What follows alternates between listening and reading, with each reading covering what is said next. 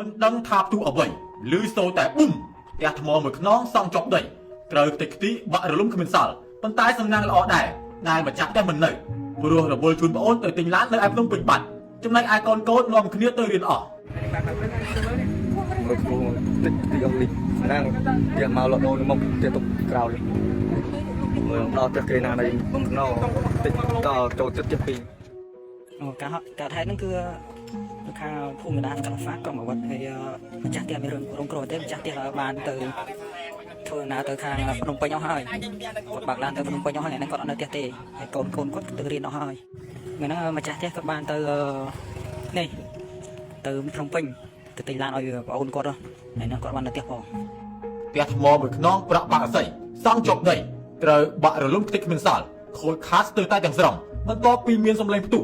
ឬស្នូដោយផ្ទុះមីងតោនបង្កកាប់ញាប់អាលនៅវេលាម៉ោង 2:40 នាទីរសៀលថ្ងៃទី21ខែមីនាឆ្នាំ2025ស្ថិតនៅភូមិកណ្ដាលសង្កាត់ប្រាសាទក្រុងបាវិតខេត្តស្វាយរៀងប្រភពពីប្រជាពលរដ្ឋនៅទីនោះបានឲ្យដឹងថា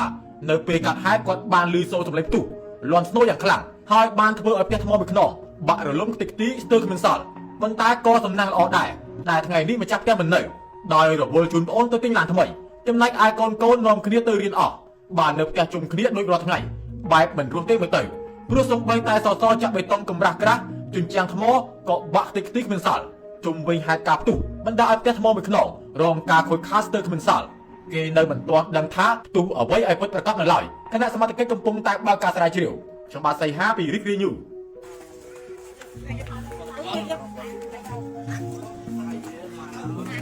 ហើយហ្នឹងមិនចំហាយទេចង់មកទៅនោះរកទុំតិចណាមានតែហ្នឹងមួយគុំទៅក្រៅមកតុយម៉ែចោលហើយមកយកហ្នឹង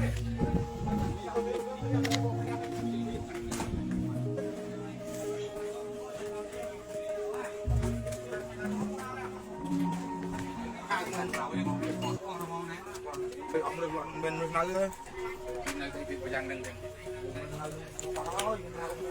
បើថាយកហ្នឹងចប់ហ្នឹងយកបីតែអញ្ចឹងឡើងតិចខ្ទីឲ្យរយមនុស្ស